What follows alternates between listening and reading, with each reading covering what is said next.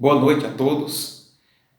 Sejam mais uma vez muito bem-vindos a esse canal que tem como objetivo ajudar você na sua caminhada espiritual, especialmente testemunhas de Jeová, ex-testemunhas de Jeová, estudantes da Bíblia e pessoas de todas as religiões que estão na internet pesquisando sobre esta religião, sobre suas crenças e também sobre espiritualidade de uma forma geral. Meu nome é Clodoaldo Feitosa e, como vocês sabem, eu sou ex-testemunha de Jeová e também já frequentei diversas outras religiões. E hoje sou um estudioso independente da espiritualidade. De modo que a minha visão pessoal sobre as religiões é que todas elas são escolas diferentes que têm por objetivo reconectar o homem com Deus.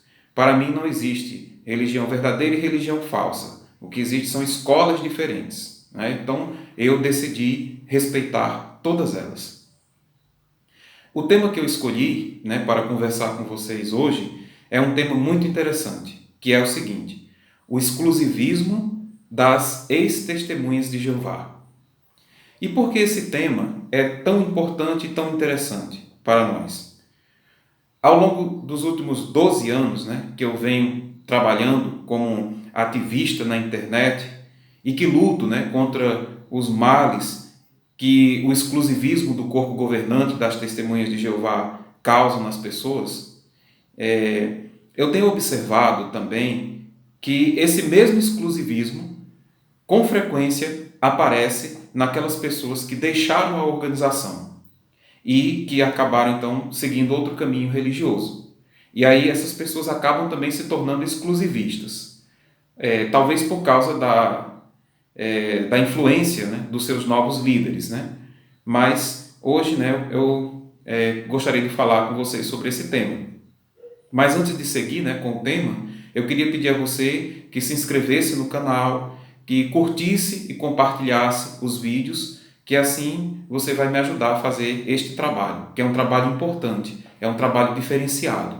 Esse trabalho aqui, o meu objetivo é ajudar as pessoas. Então, embora eu seja, né, um dissidente das testemunhas de Jeová, mas eu pauto o meu trabalho no sentido de ajudar aquelas pessoas que deixaram a organização, né, e que agora se encontram perdidas, deprimidas, sem saber o que fazer, achando que não tem mais espiritualidade, achando que não pode mais ter um relacionamento com Deus. Então, o objetivo desse trabalho é ajudar essas pessoas. É como se fosse um trabalho de resgate, né, para que as pessoas voltem a ter espiritualidade e voltem a acreditar que é possível sim você ter espiritualidade mesmo estando fora da organização. E hoje eu vou fazer uma coisa inédita entre aquelas pessoas que publicam material crítico na internet sobre as testemunhas de Jeová. Hoje eu vou falar bem desta religião. Hoje eu vou buscar aquilo que de bom existe lá e, com isso, tentar abrir a consciência de muitos de vocês que agora me escutam e que criticam exageradamente, né, as testemunhas de Jeová, sem ter dó nem piedade delas, que chamam a religião das testemunhas de Jeová de seita. Né? Tem muitos que fazem isso, né, que usam até outros termos pejorativos para se referir a esta religião e aos seus membros. Né?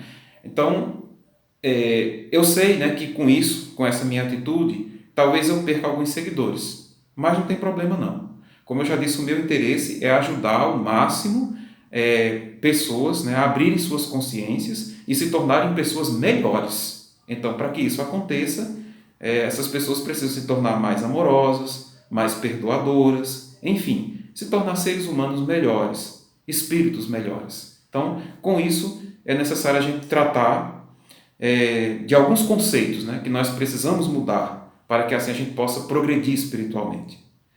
E o conceito que a gente precisa mudar é o seguinte: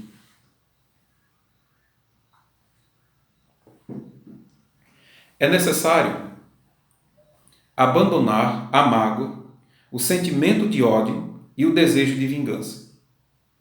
É normal que quando descobrimos a verdade sobre a verdade, que nós nos sintamos enganados, traídos ou até mesmo explorados. E tudo isso ocorre porque o corpo governante das Testemunhas de Jeová e até mesmo líderes de outras religiões ensinam que não existe nenhuma outra religião verdadeira exceto as Testemunhas de Jeová ou a religião que representam. Então, nós acabamos depositando toda a nossa confiança e muitas vezes abrimos mãos de carreiras, de oportunidades, de talentos, né? De amores e muitas outras coisas para servir à organização. Além disso, o processo de saída da organização é bastante traumático. Como vocês sabem, não existe maneira honrosa de sair de lá. Ou seja, muitas vezes, antes de deixarmos a organização, é possível que nós tenhamos passado por atritos entre irmãos. Pessoas que talvez nos tenham traído, nos tenham tratado de forma errônea, e aí vão surgindo as mágoas. Então, a pessoa, né, que sai da organização começa a descobrir na internet que os ensinamentos lá da Watchtower, alguns deles são errados e, infelizmente, no caso de muitos, né, ao fazer essa pesquisa geral, os sites que eu encontro são sempre criticando, né, e aí você acaba ficando bem mal, né? Aí então começa a nutrir dentro de você um sentimento, né, um desejo de vingar-se da organização e de seus líderes, ou até mesmo de se vingar dos irmãos que estão lá, né? E aí o que acontece? Ao sair definitivamente da organização, as pessoas passam a atacar, a perseguir as Testemunhas de Jeová de forma brutal, né? Muitas vezes chamando a religião de seita, né? Muitos fazem isso, fazem questão de usar esse termo. E aí o que acontece? Sem se aperceber, as pessoas que agem dessa forma estão fazendo exatamente a mesma coisa que o corpo governante faz ao chamar os que saem de lá de apóstatas. Ou seja, estão agindo com exclusivismo. Então, você que é testemunha de Jeová, ou você que é ex-testemunha de Jeová, né, que hoje está em uma outra crença, você gosta de chamar a sua anterior religião de seita? Você gosta? Bom, se você gosta, então você também deveria gostar quando o pessoal lá da Testemunha de Jeová, o corpo governante, chamar vocês aí de Babilônia a Grande, o império mundial da religião falsa. Vocês deveriam gostar também disso, né? Ou quando se referirem a vocês como apóstatas, filhos do diabo, né? Gente, é necessário acabar com isso. Sinceramente, esse exclusivismo essa falta de respeito que existe entre as pessoas, que causa uma grande divisão entre as pessoas. E todos nós somos filhos de Deus e somos irmãos. Então nós não precisamos tratar uns aos outros dessa forma. Essas ideias são retrógradas, preconceituosas e pretensiosas. Então a pessoa que apresenta essas ideias age dessa forma também, igual o corpo governante. E eu sempre digo, né, a vocês que é interessante que vocês conheçam outras religiões, conheçam outras crenças, leiam outros livros após a sua saída da organização. Mas cuidado para não cair na mesma armadilha. Que armadilha é essa? Cuidado para não cair na conversa de gente exclusivista, igual ao corpo governante, que está em todas as religiões. Essas pessoas estão em todas as religiões. Que em vez de fazer você se tornar uma pessoa livre, uma pessoa melhor, quer fazer de você uma pessoa arrogante, que não respeita as outras crenças, as crenças dos outros, especialmente quando essas crenças já foram um dia as suas crenças. É normal que no início da nossa saída, nós nos sintamos revoltados, queiramos tirar todo mundo, né, que nós conhecemos de lá da organização, mas isso é contraproducente, ou seja, não traz o resultado que nós esperamos, porque cada pessoa tem o seu próprio tempo de buscar a verdade. Talvez, para você, nesse momento que está me assistindo, seja realmente a hora de deixar a organização, você já está preparado para isso, mas será que outra pessoa que você conhece, um amigo seu, está no momento, né, de fazer isso, né? Eu particularmente acredito que essa pesquisa deve ocorrer partindo de cada pessoa. Então, a gente ficar tentando trazer as pessoas de lá não é uma coisa boa. E onde está a verdade, afinal de contas? Como eu já falei em outros vídeos, a verdade está dentro de você, está no seu interior. Essa que é a verdade. Então, fazer questionamentos, buscar novos conhecimentos, é um processo individual, né, de cada pessoa. E não adianta a gente ficar apressando as coisas. Nem todo mundo que está agora na organização tem condições de sair de lá. Você sabe por quê? Porque a organização oferece respostas prontas para as questões humanas, respostas verdadeiras, né? Como eles chamam lá. E com certeza isso tem um papel social muito importante, né, na vida das pessoas. Não é fácil buscar conhecimento espiritual e evolução sozinho. Além disso, a organização oferece também um ambiente social muito eficaz em unir as pessoas. É o que eles chamam lá, né, de paraíso espiritual. E, de certo modo, eles possuem realmente grandes avanços nesse sentido. Quem de vocês aí, que está me assistindo agora, já não conheceu o lado bom, o lado angelical, né, da organização? É bom cada um pensar nisso. Por exemplo, eu tenho muitas experiências, né, na minha vida de como a organização teve um papel positivo na minha vida. Por exemplo, eu falei, né, já falei para vocês em outro vídeo, que em 2001 eu me mudei, né, da cidade que eu moro hoje, Arco Verde, em Pernambuco, para a cidade do Rio de Janeiro. E eu passei 3 anos lá nessa cidade.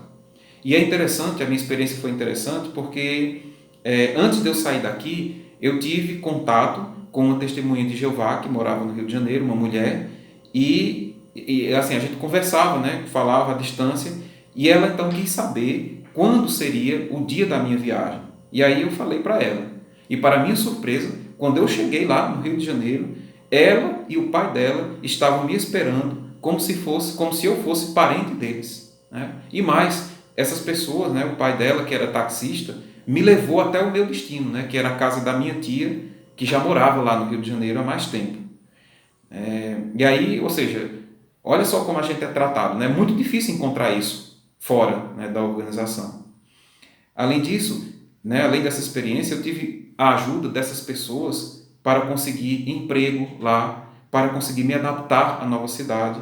E eles conseguiram essas coisas e eu posso dizer a vocês que eu nunca me senti sozinho lá, porque houve, né, a ajuda dessas pessoas. Foram muitos amigos que eu fiz. Os 3 anos que eu morei naquela cidade, foi enorme a quantidade de amigos e também foi maravilhosa a maneira como eu fui tratado por essas pessoas pelas quais eu tenho grande admiração. Mesmo sabendo que elas não podem mais falar comigo, mas a admiração permanece. É uma pena que hoje, né, eles não possam falar comigo, mas todos eles estão aqui, ó, dentro do meu coração. Eu jamais esquecerei todas as coisas que eles fizeram por mim, né? É muito importante isso. E aí, se você parar para pensar, né, até mesmo essa conexão entre nós, né, que nós estamos tendo aqui, nós poderíamos dizer, né, eu aqui em Pernambuco, vocês aí, né, no Rio de Janeiro, em São Paulo, em Minas Gerais, e em vários estados do Brasil e também em outros países, né? Porque o nosso canal, esse canal está crescendo, né? Eu fiz vídeos em espanhol e em inglês e tenho recebido contato de pessoas de outros países, né? Pessoas de língua espanhola, de língua inglesa, que disseram que estão tirando bastante proveito também desse trabalho. Então, nós podemos chegar à conclusão de que esse trabalho, né, essa conexão que existe entre nós, pode-se dizer que é um resquício ainda desse ambiente da organização, né? A gente consegue se entender facilmente, né, porque nós tivemos uma certa base comum. Portanto, é necessário que nós saibamos diferenciar o bem do mal. E nem tudo que existe na organização é de todo mal, né, como muitas pessoas na internet falam. Veja mais alguns exemplos. Quem aqui não se lembra do ambiente das assembleias ou dos congressos? Ocasiões nas quais a gente via pessoas de várias etnias, várias línguas, classes sociais, todos juntos, num só lugar, em paz, estudando e se confraternizando. Né? Então, era um ambiente maravilhoso. E que dizer de todo o treinamento, né, que nós recebemos lá, especialmente quando se trata da leitura da Bíblia e de falar em público. São coisas extraordinárias. Né? Eu mesmo aprendi muito com isso. Me serve até hoje. Infelizmente, né, no meio dessas conquistas da organização, existem coisas tais como a desassociação, a proibição da transfusão de sangue, o controle absoluto da vida da pessoa, o ensino exclusivista, né, de que são a única religião verdadeira, a falta de incentivo para que pessoas talentosas que estão lá possam progredir em suas vidas com seus talentos, a questão da falta de incentivo ao estudo, né, mais especificamente ao ensino superior, a falta de abertura, né, para respeitar as demais crenças e até mesmo para aprender com elas, e o amor condicional, né, que existe lá. Porque se você sair de lá, todo mundo para de falar com você, ou seja, esse amor é condicional. Essas são as coisas negativas que existem lá na organização e que eu estou destacando. Tudo isso que eu estou falando para você é para ajudar você a entender que em toda organização humana existirá erros e acertos. Então isso vai se dar com todas as religiões, tanto com as Testemunhas de Jeová como qualquer outra religião que você encontrar. Sempre vai existir isso. Erros e acertos, conquistas e coisas que precisam ser superadas. É por isso que nós devemos deixar de lado o exclusivismo, qualquer que seja, e que tenhamos nossas consciências abertas para nossa melhoria íntima. Isso é o que é mais importante. Não há como progredir espiritualmente carregando dentro de si o ódio, a mágoa, o sentimento de culpa, a revolta e o desejo de vingança. Vamos ler comigo aqui o livro O Evangelho de João, capítulo 13. Eu vou usar a tradução do Novo Mundo. Então, Evangelho de João, capítulo 13. Pega a sua Bíblia aí, por gentileza, e veja aí no capítulo 13, versículos 34 e 35. Diz assim, João 13, 34 e 35. Olha só. Jesus disse, eu lhes dou um novo mandamento. Amem uns aos outros, assim como eu amei vocês. Amem também uns aos outros. Por meio disso, todos saberão que vocês são meus discípulos, se tiverem amor entre si. Então, é isso, né? Jesus nos deu a chave para o progresso espiritual. Essa chave é o amor incondicional. Nós devemos amar não somente, né, aqueles que nos fazem bem, mas temos que fazer um esforço também para amar aqueles, né, que não estão do nosso lado.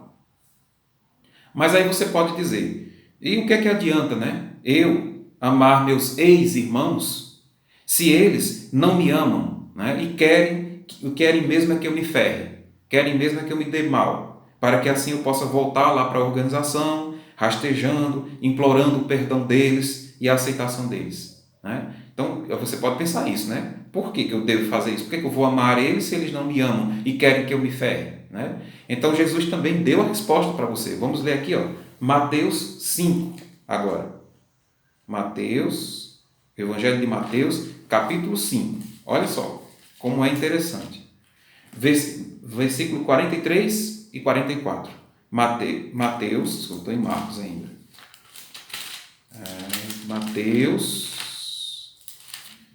Mateus, capítulo 5, versículos 43 e 44. Nós lemos o seguinte. Vocês ouviram o que se disse, ame ao seu próximo e odeie o seu inimigo. No entanto, eu lhes digo, continuem a amar os seus inimigos e orar pelos que vos perseguem, para que vocês mostrem ser filhos de seu Pai, que está nos céus, visto que ele faz o sol se levantar sobre os maus e sobre os bons, e ele faz chover sobre os justos e sobre os injustos. Pois, se vocês amarem aos que os amam, que recompensa terão? não fazem a mesma coisa os cobradores de impostos? E se cumprimentarem somente os seus irmãos, o que fazem de extraordinário? Não fazem a mesma coisa as pessoas das nações?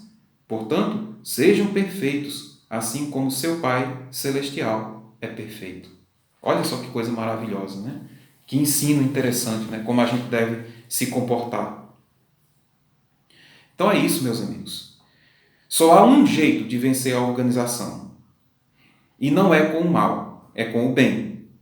Você que deseja realmente vencer a organização, né? O que você tem que fazer é se melhorar, certo? É se aperfeiçoar, é se tornar ainda melhor do que o que você era lá.